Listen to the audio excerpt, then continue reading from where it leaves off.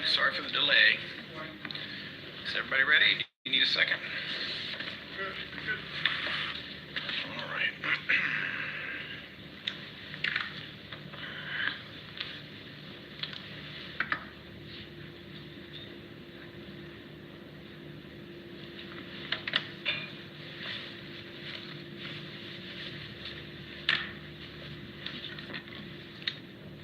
All right.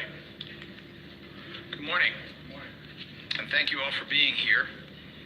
We are here to talk about a couple things. Obviously, we always speak about the data around gun violence. We will talk a little bit about that.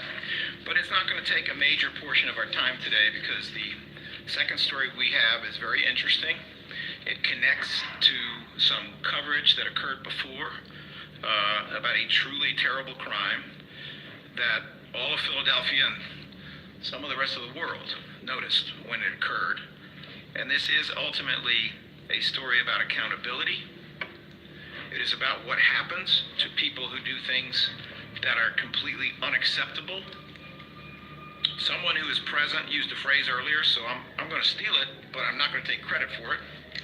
And I'll let the person who used that phrase use it when he speaks. But that phrase was that this crime, the original crime, was an assault on the human family. What I'm speaking of is the wild shooting that occurred outside of the Philadelphia Masjid last year. Not quite at this time, it was more like April, but there was a wild shooting that occurred outside of the masjid. There were people running for their lives. There were people diving out of the way of bullets. Bullets were coming every direction. And it was more than people shooting at people. It was more than the endangerment of individuals, for reasons I think are obvious. It terrorized people of one particular faith who were celebrating a very sacred and important holiday, Eid Mubarak. It terrorized them as a group. It caused concern in that community about other celebrations around that holiday that would follow.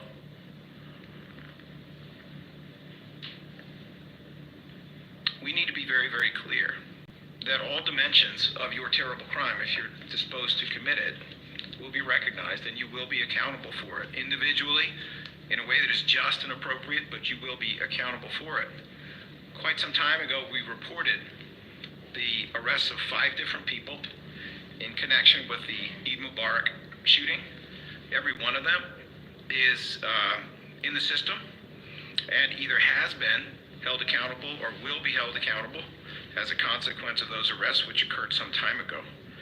But we are here to talk about something else that came out of the deep dive investigation around that shooting. And it's no longer 5 people, it's now 10 people. We are here to talk about 5 more individuals who were manufacturing guns.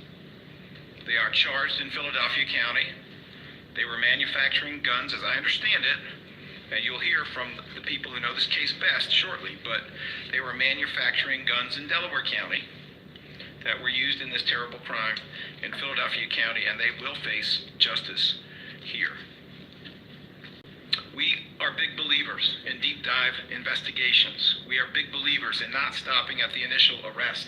It is not enough to hold people accountable for something they did if we allow the root of the problem to remain in the ground, because it's going to come back. It's going to occur again. And I'm delighted to say that through the diligent work of this office, working closely with agents from the Attorney General's office, that we have moved from part 1 to part 2. There may be a part 3. We are deeply interested in going after shooting groups.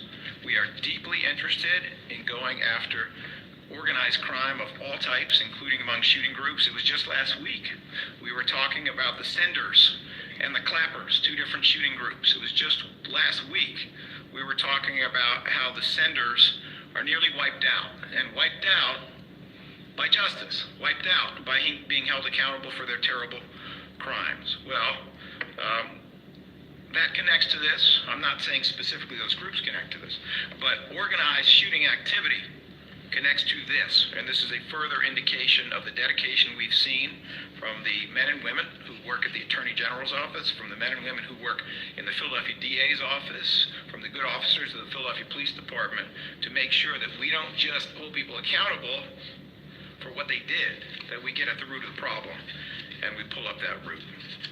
That, to me, is good news about a pretty terrible situation. I would also just like to remind you, in case you lost track of it, there was a very heroic police officer, I should say she-roic police officer in the Eid shooting, who was cleared, who fired a firearm but was cleared of any suggestion of wrongdoing. It's not just that she didn't do wrong, she was a shero. She did the right thing. She was gutsy, she was courageous. She may have saved lives. It's incredibly important what she did. I'm not going to use her name only because it's not my job. I don't have permission. It's not my job to decide whose name gets used. But I don't think we should lose sight of her contribution and her significance in this situation. At this time, I would like to introduce some of the good people who are here. We are always delighted to have Councilmember Curtis Jones Jr. of the 4th Council District, who is also the chairman of the Public Safety Committee, with whom we've done so much good work around gun violence, and who has been such a strong supporter of keeping the community safe. Even when things are happening on Dilworth Plaza, who's the guy who a month before that is in the schools saying, what's going on? We got too many kids congregating around Dilworth. There's going to be conflict. What are we going to do? I can only wish that, his thoughtful approach to this was heeded more fully by everyone and very quickly, because I don't know if he has a crystal ball or he's just that smart, but he knows what time it is, that's for sure. ADA William Fritzie, who's the chief of the DAO's Gun Violence Task Force and who has supervised this prosecution and been very intimately involved with the investigation, is here. The prosecuting attorney for this case, one of our, let me see, I've gone through Saquon Barkley, I mentioned Jalen Hurts, I think I mentioned Josh Sweat. Who's left? The A.J. Brown of the Philadelphia District Attorney's Office, ADA Marianne Aguilar, that's AD, not AJ. ADA Marianne Aguilar is here, and she is primary on this case. Mariel Dela Cruz, our director of DAO's Victim Services Unit, which has been very, very deeply involved in this case, is here. Tania Leonard, director of the CARES Unit, here, who does additional heroic work, as you know. And we have 2 guests in addition to the council member. We have Tone Barr. That is, as I have it spelled, it's T-O-N-E? Correct. All right. Barr, B-A-R-R. He is the community liaison director of the Philadelphia Masjid, where the Eid shooting occurred. And we have Imam Jamil Abdullah, who is an imam at the Philadelphia Masjid here as well. Jamil Abdullah, I understand to be spelled J-A-M-I-L. Correct. Last name A-B-D-U-L-L-A-H. All right, and they will be speaking shortly. Let me just say that the Gun Violence Task Force has become our, I would say, one of our most valuable tools.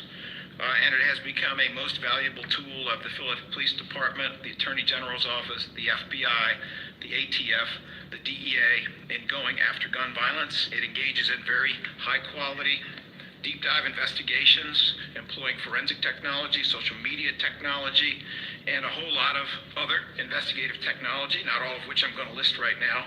This is just one more example of the incredibly good work that they do. This is a unit that in the office has been reorganized to sit side by side and work very closely with our homicide non-fatal shooting unit.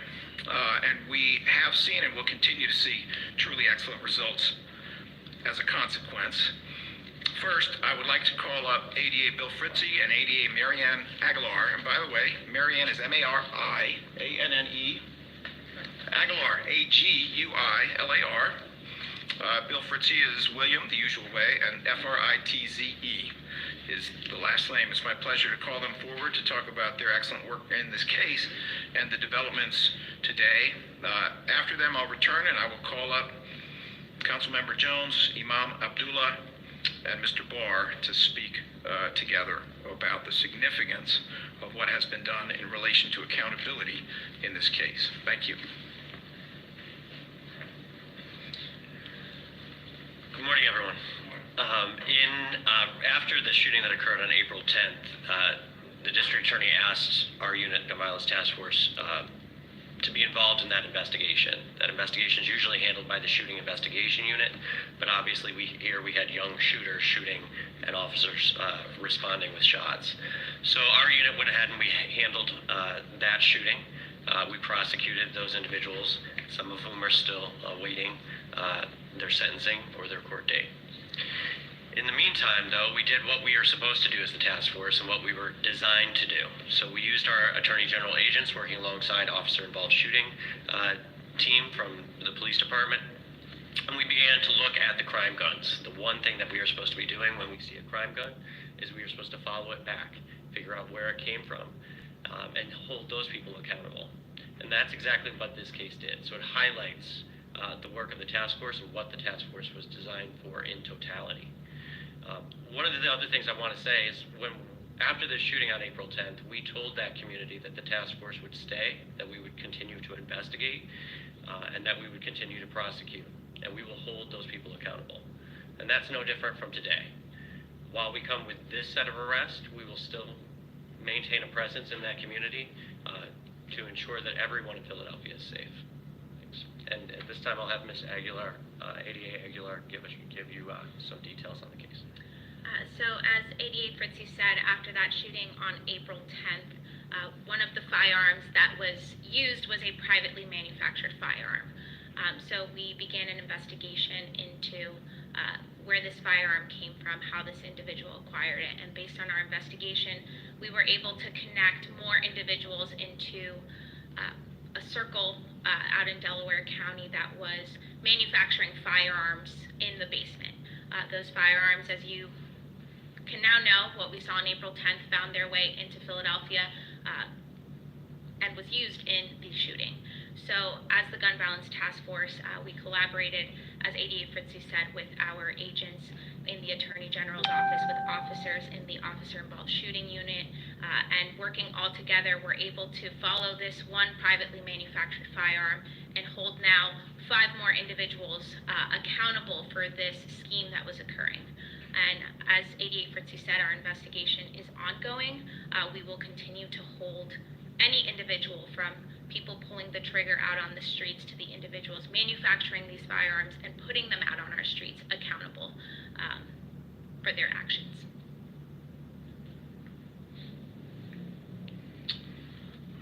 If some of you figured out that they're not saying every possible thing about this case, that's right. And that's as it should be, especially when we just might not be done. It is my pleasure at this time to call forward the Imam, Mr. Barr, and also the council member to speak on this important issue. Good morning, everyone. My name is Imam Jamil Abdullah. I'm also the Masjid Administrator at the Philadelphia Masjid. First, I'd like to thank our District Attorney and his staff for doing a tremendous job. And also the Police Department, who has been working closely with us to make sure that those of the Philadelphia Masjid, they're safe and they're able to participate in their activities. We'd like to thank the community, the councilmen, and those human beings that have concern for the incidents that have happened on the Eid. It was a situation that happened, but we have to realize that it wasn't those that had participated in that Eid festivity. And we just want to remind everyone that we want you to come out. We're not intimidated. We don't have any trauma. At least the leadership, we don't have trauma. We know that our faith is in Almighty God, and we trust in Almighty God, and we depend upon Almighty God, and we know that Almighty God is sufficient. So we're going to do whatever's necessary along with the police department and the district attorney to make sure that you come out on this Eid if Almighty God blesses us to live that long and to have a wonderful time. We're inviting everyone, so please, we want you to know that we here, the leadership here at the Philadelphia Masjid, we're not intimidated, we're not afraid, there's nothing to hide from, there's nothing to run from. We have a wonderful district attorney and his team that has been doing a wonderful job handling the case. We trust in their wisdom, and we trust that they will bring those to justice. But we want to remind the family members of those that may have perpetrated that particular crime that day, we're not angry with you. And we know that you have been grieving also for what has been happened. And we want you to know that we're not mad at you. You know, we're not angry. You know, we're praying for you as well, and the hurt and pain that you may have been experiencing for what your children or child may have done. And we're here to welcome you as well. And even those perpetrators, whatever they have done, we don't hate you either. And we pray that Almighty God will make things better for you as well. And because we live in a society where crime is definitely an epidemic in America. And we see how the human being has become so dysfunctional in their behavioral life. So we have a lot of work to do. All of us, irregardless of where we come from, what our ethnicity might be, we have to work together to solve a lot of the mental illnesses that's going on in our communities. We have a great responsibility, but you know, we're up for the challenge again. You know, I want to thank the press for coming out and just taking out their time to interview us. So we're here, and we're going to continue on doing the good work. And we're not afraid, as I said before. We're not intimidated. We're just going to keep on doing the good work that Almighty God has commanded us to do. Thank you. I want to bring our community liaison, Tone Bar. Good morning, everyone.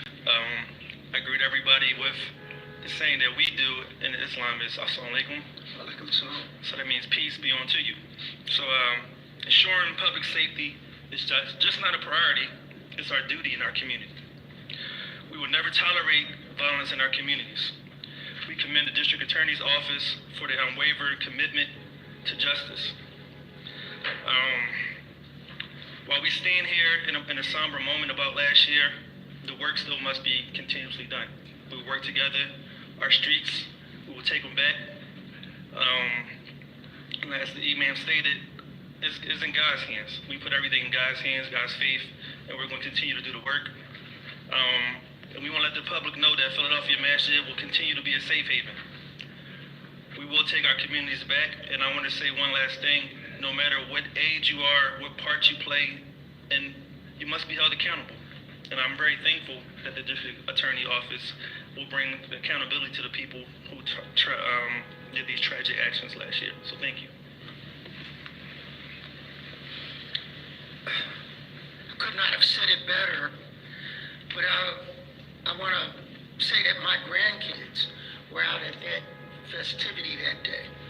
And the next day, we assembled to say that accountability would be had and that we would not be afraid to continue to celebrate during the holy month of Ramadan.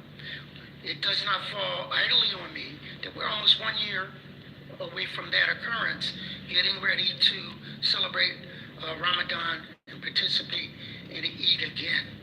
And I'm proud to be a part of a community that holds people accountable, but still forgives the trespasser. And that's what we have to have. That's justice. And I want to say to your staff, promise made, promise kept. And that we need to continue on that path, because the people that depend on all of us want to know that wrongdoers will be brought to justice, not just the ones that live in Philadelphia, but those who provide the tools to do that injustice in Delaware. Thank you. Thank you all for your comments. Very much appreciated, as is the support of the good work done by Marianne Aguilar, Bill Fritzie, and everybody else in this office, and also in the Attorney General's office. and the Philadelphia Police Department who was involved in this case. Just a couple of technical points, and then a comment, and then we will go to Q&A. So there are 2 juveniles who are among the 5 arrested. We're not going to use their names at this time. And there are 3 adults. They are Chase Frias. Chase is C-H-A-S-E. Frias is F-R-E-A-S. Date of birth, March 27th, 2006. Nicholas Luciani, N-I-C-H-O-L-A-S. Luciani, L-U-C-I-A-N-I. Date of birth, 6/14/98. And the one who is fugitive at this time, Shane Scott. That's S-H-A-N-E. Scott, S-C-O-T-T. Date of birth, April the 8th of 2003. If our sheriff was here, she would be saying to the relatives of Shane Scott, Shane, S-H-A-N-E, Shane Scott, she'd be saying to the relatives of Shane Scott, the friends of Shane Scott, the neighbors of Shane Scott, the community of Shane Scott, turn him in. Turn him in. You do not need this smoke up in your house, your community, your block. Shane, turn yourself in. This will only get worse. We do not want the lives of law enforcement endangered by having to catch you and bring you in. We do not want your life in danger. We want you to turn yourself in, and it can only help you. Point 2,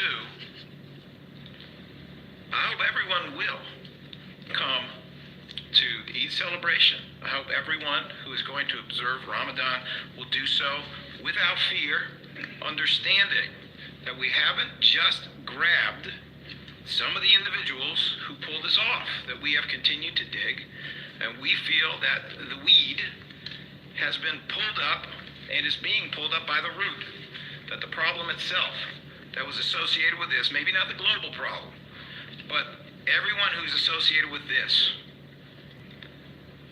is either already in custody or will be shortly.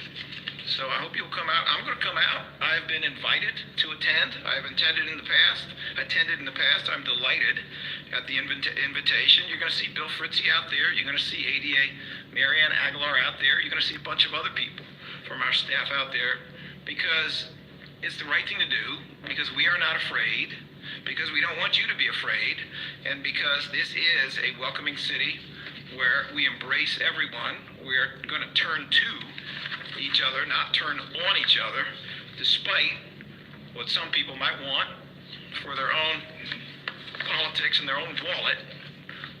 We embrace all of Philadelphia, and we are delighted to be in a position to help support our Muslim brothers and sisters, members of all faith community. I also think we should remember, because Tom Barr is here, we should remember that great houses of faith do great work in the community. They do great work with young people, and most crime is young people hurting young people.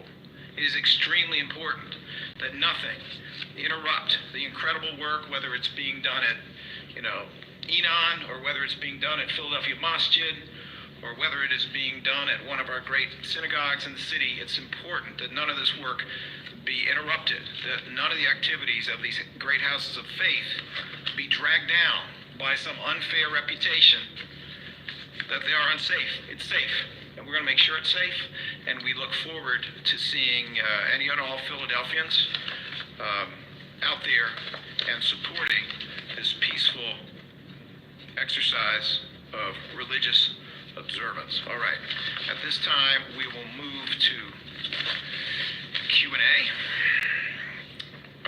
Let's see, Mr. Kenworthy, 3CBS. The two guns shown, were they privately manufactured, or how did those two guns fight? Those are 2 of the firearms that were recovered from the Eid shooting. Unfortunately, again, since it's an ongoing investigation, we cannot show every firearm. So those 2 were not the privately manufactured firearms, but they were 2 firearms that were recovered from the shooting that day. All right, Dan Sheridan, 6ABC. All right, thank you.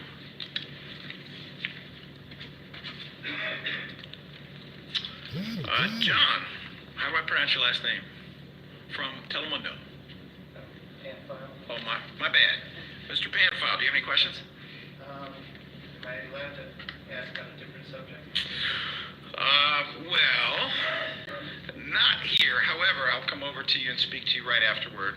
If I'm able to answer in this space, then I'll do that. And if I'm not, we'll figure out how we can assist you. Or you said, if there's any pictures. Okay. All right. Thank you. Tina Hoge, 29 Fox. In the press release, it mentioned something about a straw purchase, if I read right. Does this pertain to any of these weapons, or if you can explain that part a little bit? Sure. Well, if you can give me all three questions, then we'll try to answer them all. You said something like, what was it, 3 adults and 2 juvies that were arrested and 1 still being sought, if I understood correctly? Yes, we can certainly answer that as well. It is. Are there any more than that? In this round, there were 5 people arrested originally. That's a long time ago. But in this round, which is 5 more people, there are 3 adults whose names we have provided. There are 2 juveniles whose names we have not provided. As for the 3 adults, 2 of them are facing charges and are in the system. One of them is on the run. One of the 3 adults is on the run, and that adult is Shane Scott. He's like 21, His birthday is April the 8th of 2003, so I think that makes him coming up on 22. And my other question is, do you have a motive as to why they came running through this function, creating chaos? Let me defer to those closest to the case to answer those questions if they are able to do so, given the nature of the moment in these cases. Yes, from what we heard, it was an incident that happened someplace else, and there were some persons that were down at the Eid activity where we had, and those persons that were involved in some other activities came down to our Eid and created that situation. But as I was informed, and we were informed, those individuals were not Muslims, and they were not a part of that Eid festivity at that particular situation on the Eid. So no, they were not Muslims, and they were not a part of the activity. They came from another part of the city.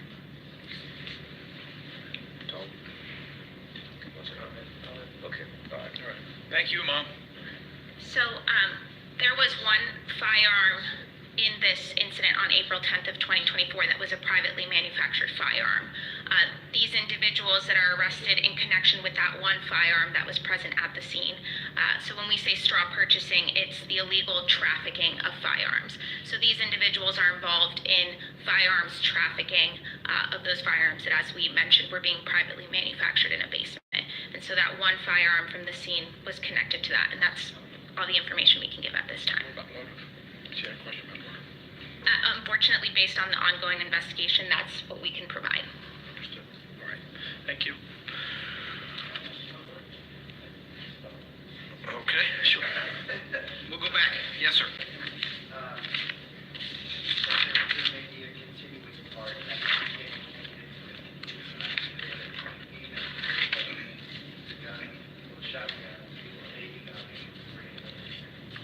Justice never sleeps.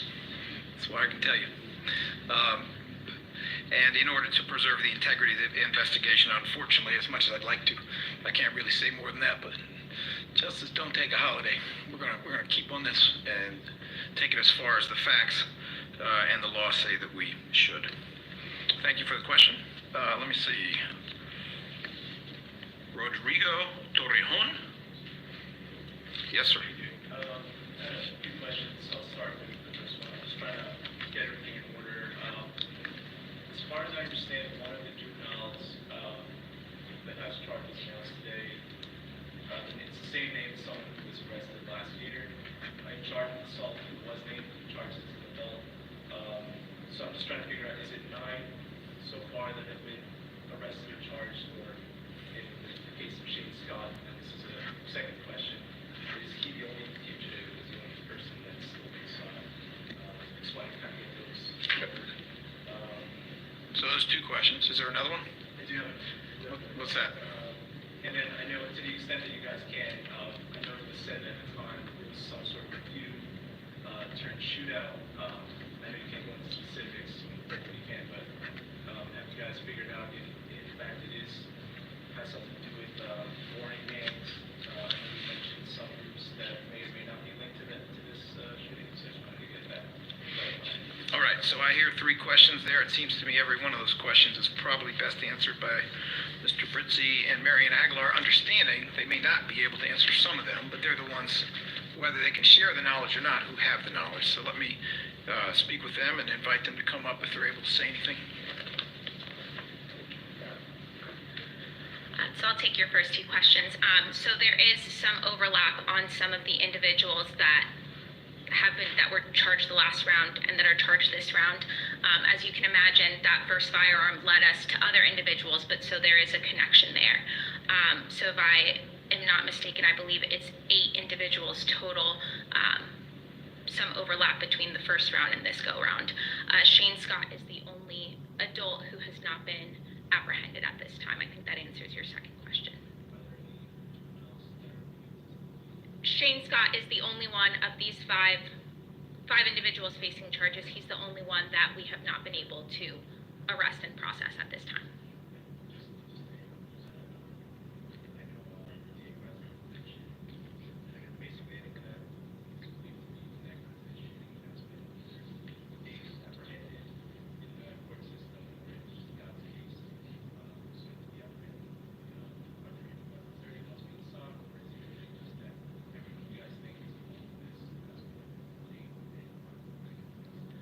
As we've said, it's an ongoing investigation, and I think, as you probably tell, 10 months later, we're still working on it.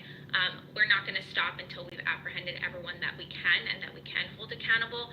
At this point in time, every individual that we've been able to solidify evidence against is either apprehended or being sought.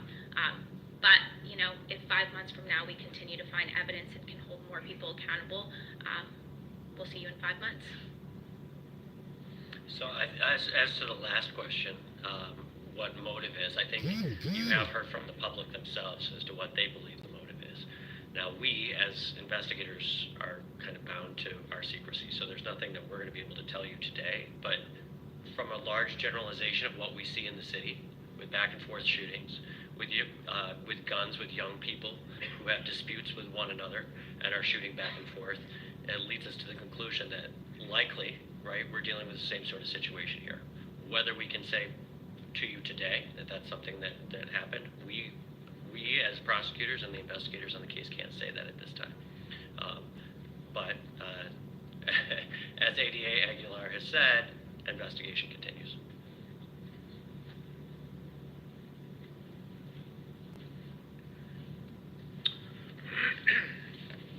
You know, unfortunately, for those of you who have followed some of the history of organized criminal activity in the United States, and I'm not just now speaking of,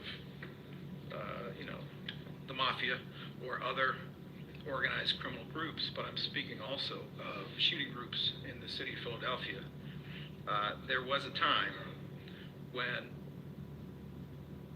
if a target of a shooting was with their family, the shooting was off. Or if a target of a shooting was in a place of worship or in certain other public spaces, the shooting was off. That used to be how it was. Obviously not so with this particular shooting, and sadly not so with many other shootings. These days there is a culture among people in shooting groups of shooting on sight, regardless of the consequences to others, regardless of the circumstances, regardless of who's going to see it. And sadly, that's one of the things that played out with the Eid shooting itself. And Orso, you are here. Always good to see you. But may I ask you this, respectfully, is this a question of a political nature? Possibly, but it's unrelated to this case. All right, if I could, I'll be happy to speak to you afterwards, and we can figure out next steps on that. Jerry Stone and Abdul Suleiman.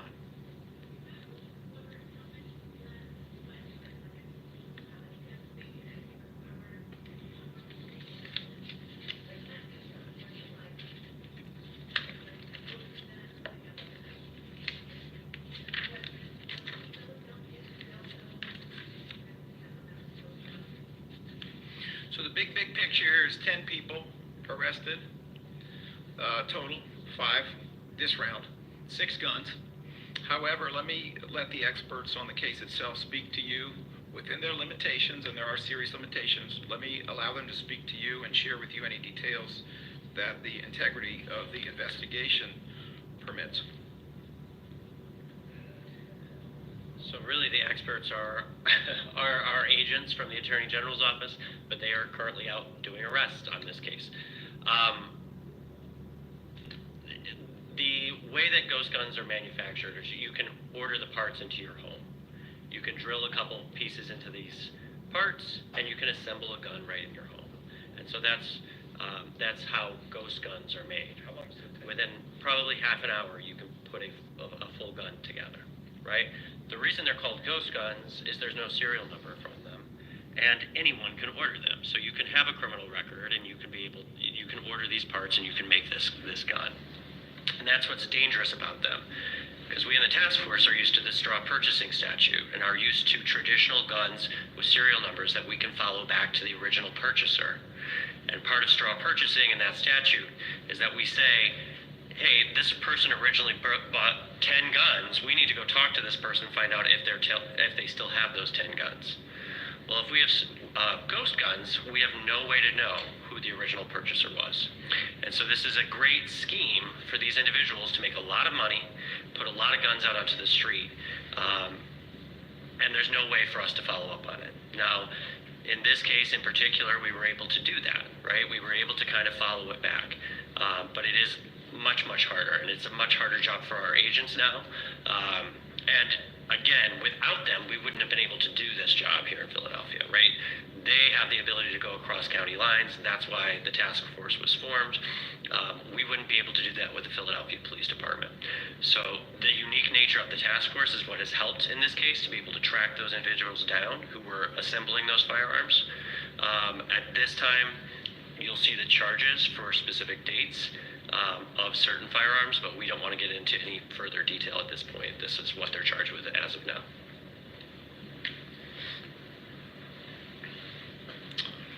All right, Mr. Cipriano.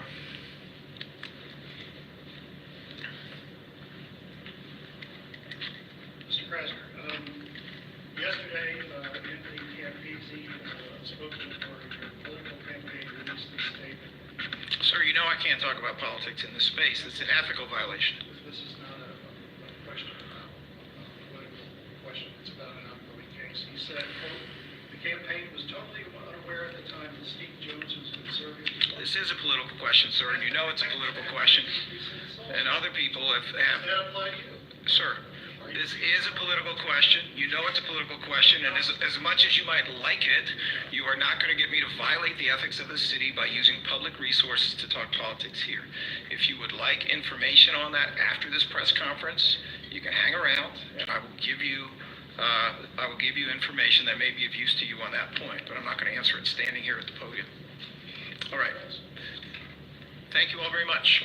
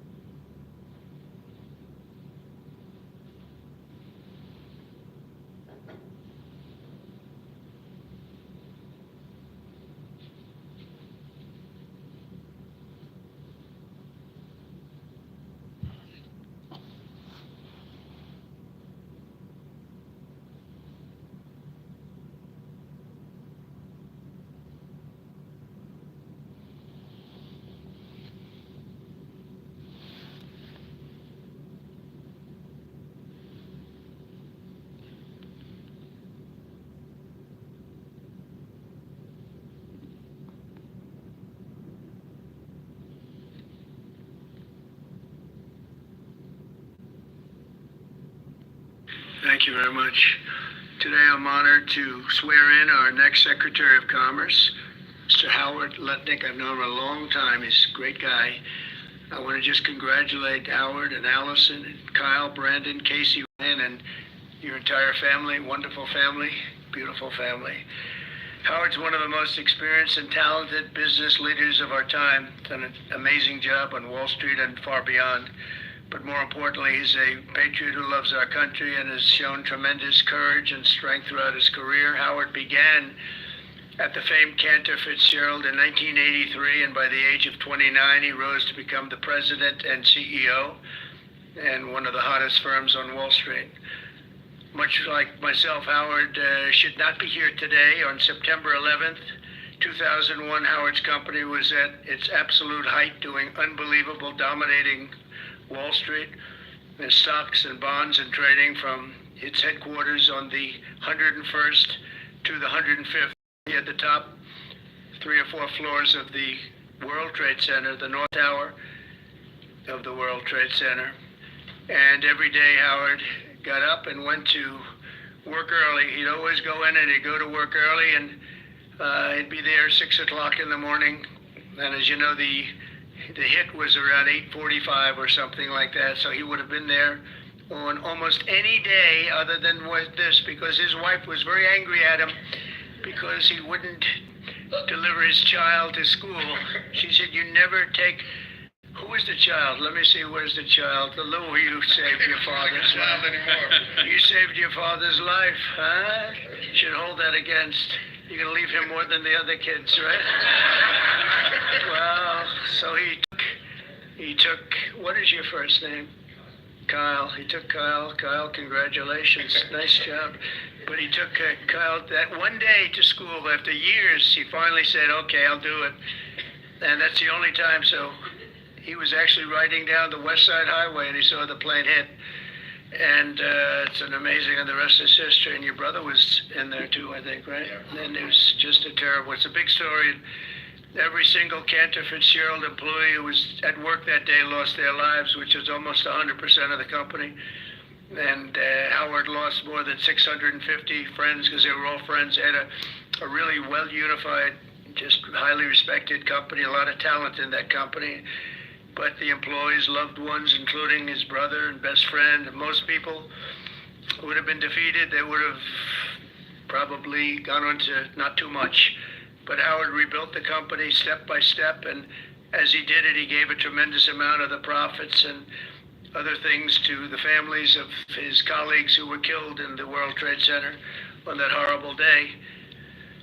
And it showed something about Howard that's really incredible, his resilience. It's very few people could have even thought of doing it, but his resilience and tenacity have earned him the respect and admiration of everyone in the financial world. But more importantly, Howard understands from personal experience why we put America first, because we love our families, we love our fellow citizens, and we love our country so much. And he really loves his country, and I wouldn't have done it if I didn't think so. And he's got so many friends in New York and Wall Street and elsewhere. And he has just really, he's a relationship person, and they're always the best, and he's the best at it. As Secretary of Commerce, Howard will work tirelessly to protect our workers and our wealth and grow our economy into the strongest in the history of the world. You know, when he rebuilt the company, it actually became much bigger and much stronger than the original company, which is almost impossible to do. It became hotter than even the original Cantor Fitzgerald. But he's going to be unmatched as an emissary working to get jobs and investments. And his favorite word, and I'm going to move him down to 4th favorite word. First is family, love, God. Not necessarily that order, by the way. I think let's put God first. All right, we'll put God first. You know why? Because we don't want to take any chances. That's why. But I did that once. I said I put tariff as my favorite word. Well, and the fake news went out and they really got me. I'll tell you. They said, "What about God, family, relationship?" A couple of words, and I said, "You're right." And so I made it now my 4th favorite word, and Howard, I think, you'll go along with me, number 4, maybe even number 5 or 6. But he really understands something about business, and we have been called by so many companies. Yesterday we had Tim Cook of Apple in, who's going to invest hundreds of billions of dollars in the country because of what we're doing. And we have many, many companies, too many to even mention. They're coming roaring back into this country. And it'll take maybe a little time, but not that much time. You're going to see things that you've never seen before at a level that you've never seen before. And Howard's going to lead that charge, and he'll help oversee the tariff and trade agenda along with many other things.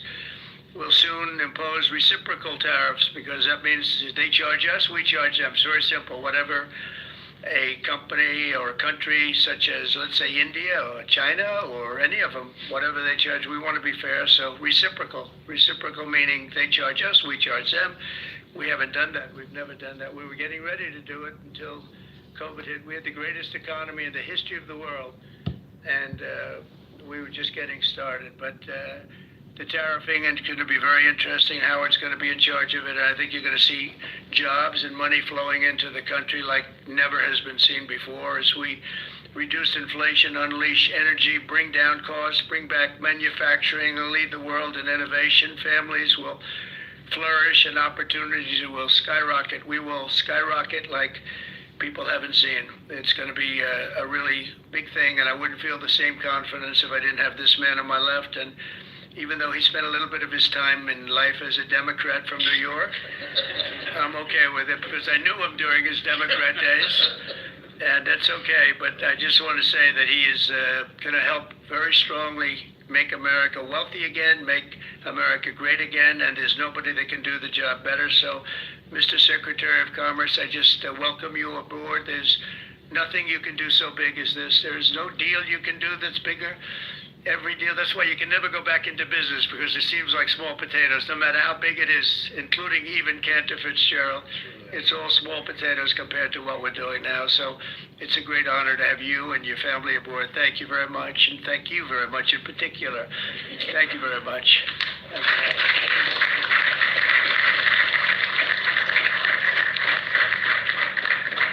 So first, I'd like to thank you, President Trump. It is the greatest honor to work for you, to be with you, to carry your name, your leadership, and your flag throughout the world.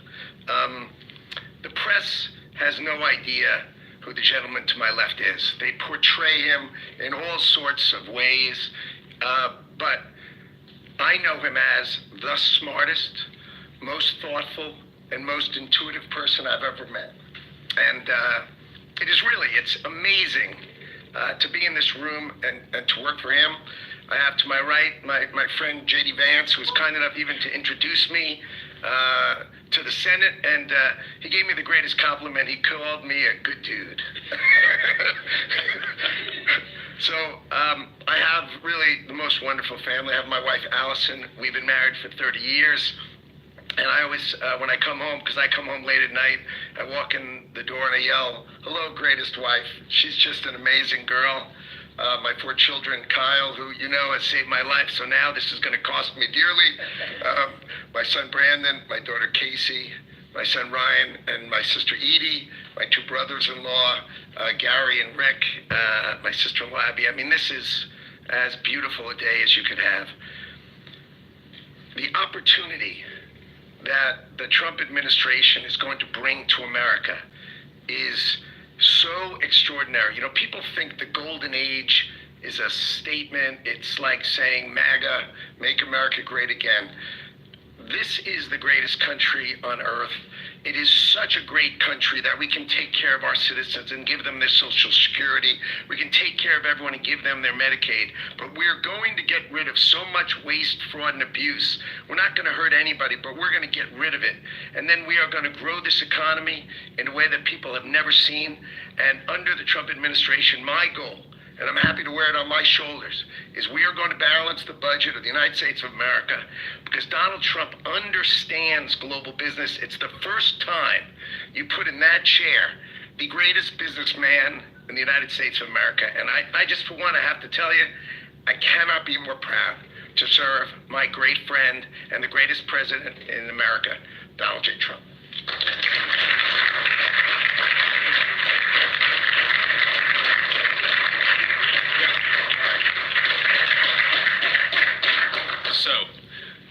swear Howard in. Now, we need the actual, We need to sign the commission first. sign the commission first, okay? Mr. President, we have to sign the commission first. I can't swear him in, I guess, until you sign the commission. Yes, sir.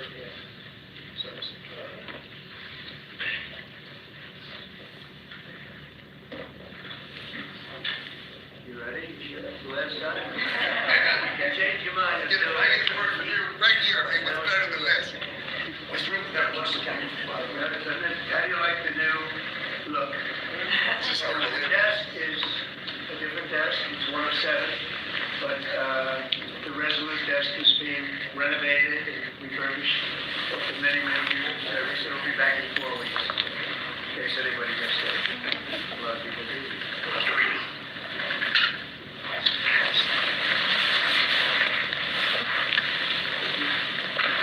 Okay, you're in.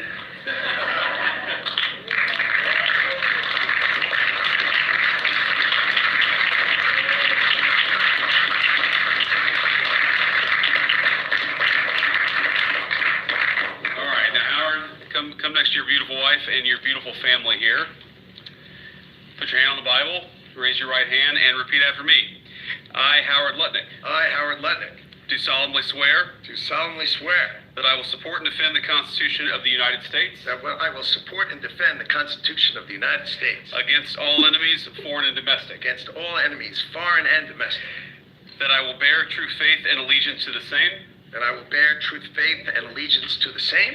that I take this obligation freely I will take this obligation freely, without any mental reservation without any mental reservation or purpose of evasion, or purpose of evasion, and that I will well and faithfully discharge and I will well and faithfully discharge the duties of the office on which I am about to enter. the duties of the office of which I am about to enter. So help you God. So help me God. Congratulations, Mr. Secretary.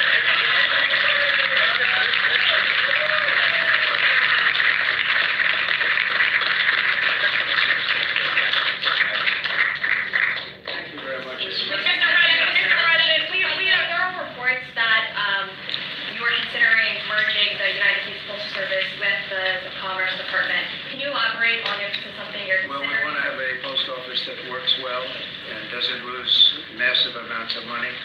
And we're thinking about doing that, and it'll be a form of a merger, but it'll remain the Postal Service, and I think it'll operate a lot better than it has been over the years. It's been just a tremendous loser for this country. Tremendous amounts of money are being lost, and we think we can do something that'll be very good and keep it a very similar way, but whether it's a merger or just using some of the very talented people that we have elsewhere, so it doesn't lose so much. It's losing a tremendous amount of money. Mr. President, some members of Congress in red districts are facing pushback from voters in town halls. We know that Americans voted for you on immigration and the economy, but these voters say they're angry and frustrated by these firings. They don't like the work of Elon Musk and these other actions. What do you say to them? Who do you work for? I work for ABC News, sir. Who? ABC News.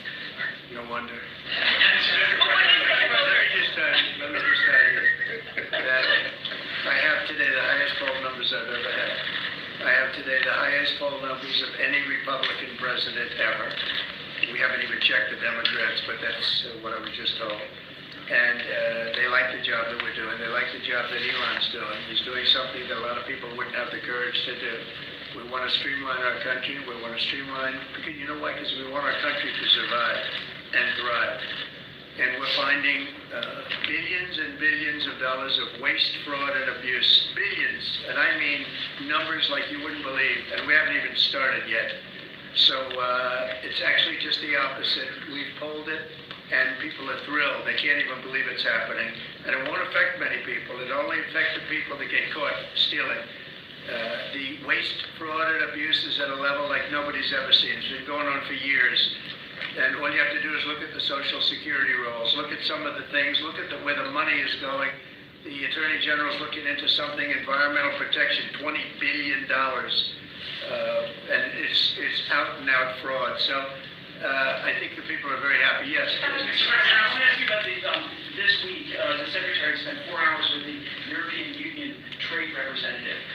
The European Union has signaled that they would lower tariffs and do a trade deal with Yeah, the European Union wants to come back. They've treated us very badly, and the European Union wants to lower their tariffs because of the fact that we were paying fortune tariffs. We couldn't sell a car there. We couldn't sell our farm products there.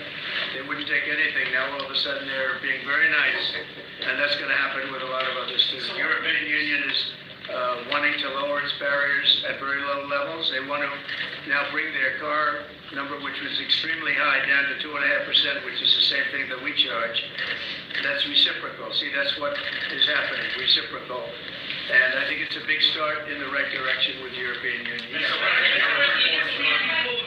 President Zelensky of Ukraine a dictator. Do you think that President Putin of Russia is also a dictator? I think that President Putin and President Zelensky are going to have to get together because you know what? We want to stop killing millions of people. You have young soldiers being killed. If you saw the pictures that I saw of the battlefield from satellite, you've never seen any pictures like that. Soldiers are being killed by the thousands a week, thousands of soldiers a week. As we speak, they're being killed. That's why I want to see a ceasefire and I want to get the deal done. I think we have a chance to get the deal done. I had to make sure that Russia wanted to do it. It's a war that would have never happened if I was president, but it did happen. So I got stuck with it, and I want to stop people from being killed. You know, it doesn't affect the United States very much. It's on the other side of the ocean. It does affect Europe. And we put in 3 times more money. We're in for 300 billion, they're in for 100 billion. And you know, Europe is also doing it in the form of a loan. Biden just gave them money. There was no loan, there was no security, there was no anything. So we're going to either sign a deal or there's going to be a lot of problems with them. So we're going to sign a deal to get security because we have to do that. We're spending our treasure. They're spending their blood. They are. And they're very brave and, you know, in every way you can imagine. But we are spending our treasure on a country that's very, very far away. And it's okay, but we have to be treated the same as Europe is being treated. Europe gets their money back. Europe is basically giving nothing because they get it back in the form of a loan, and it's a guaranteed loan.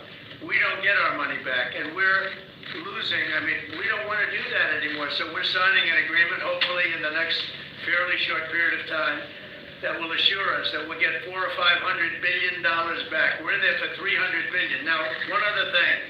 Europe is at 100. We're at 300. We think it has to equalize. In other words, they have to come up with more money because it has a big effect in Europe. It doesn't have much of an effect on us because we have a big, beautiful ocean in between. But it does affect, and Biden should have never gotten us into this mess. We had an incompetent president who got us into a mess, but we're going to get you out of it. The same thing in the Middle East. We're going to have some good news in the Middle East.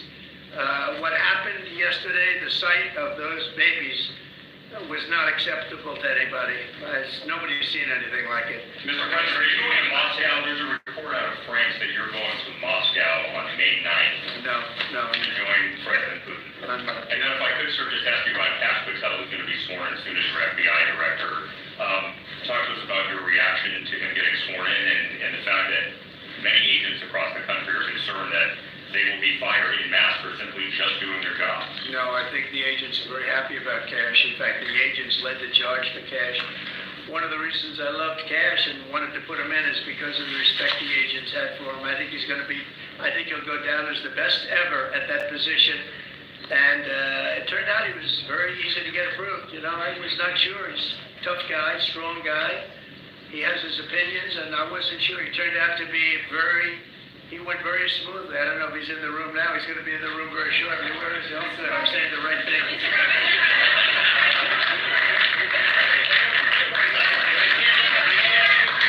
About him. I better be careful. I will say this about Cash, and Howard understands this.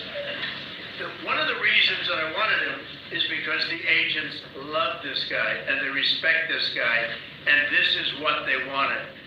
And even somebody like Trey Gowdy, who's a very good guy, but known as somewhat of a moderate person, he came out with a statement that was so incredible. He said, Cash is an incredible person. People don't realize it. When he said that, there was no doubt left. It was really a big statement made by somebody that's respected and on the moderate side. And I will tell you, I think cash is going to go down as maybe the best ever when it's all said and done. So I'm glad he's willing to do it. Thank you. Talk a little bit more, Saying what? Can you speak a little bit more about your meeting with Tim Cook? You said that he was going to invest hundreds of billions of dollars. Specific projects that he spoke to you about? Yeah, all over the country, all over the country. He's going to start building. He doesn't want to pay tariffs, and he's going to start building. But very big numbers. You have to speak to him. I assume they're going to announce it at some point, but very big numbers. He was here yesterday. I met with him at length, and Apple is coming here with tremendous dollars. They're going to be spending a lot of money in the United States, more than they've ever spent by a factor of probably 10. You were reporting that you were signing a memo later to counter digital service taxes. But will you speak, I mean, what are you doing, reading it? Yeah, Can't you just say it without having to read it? My question? Yeah. Oh, sure. When we're reporting that you're expected to sign tariffs or a memo later on tariffs on digital taxes, is there any idea how high you might go with We are going to be tariffs? doing that digital. What they're doing to us in other countries is terrible with digital, so we'll be announcing that. Are we signing it maybe today? Today. How high? And we'll talk about that in a little while. There'll be- Mr. President, Are you going to put the secretary in charge of the Postal Service? He's going to look at it. He's got a great business instinct, which is what we need. And he'll be looking at it, and we think we can turn it around. But it is the Postal Service. I mean, we're leaving the Postal Service, but we're losing so much money with the Postal Service, and we don't want to lose that kind of money. So the Secretary and some others that have talent, that kind of talent, will be looking at it. what minerals agreement with Ukraine, Mr. President? What? How close are you to striking a minerals deal I think with we're pretty Ukraine? close. I think they want it, and they feel good about it, and it's significant. It's a big deal. But they want it, and it keeps us in that country, and they're very happy about it. But we get our money back. This should have been signed long before we went in. It should have been signed by Biden. But Biden didn't know too much about what he was doing. The war should have never happened, number one. When it did happen, it could have been settled the first week or 2 weeks. After that, it got bad. It got really bad. But it should have never happened, and it should have been settled, and it could have been settled very easily at the beginning. Now it's tougher, but we'll get it settled. Elections on Sunday. What are your thoughts? What do you expect to happen in the elections on Sunday in Who has Germany? elections? Germany. Oh, Germany. I wish them luck. We got our own.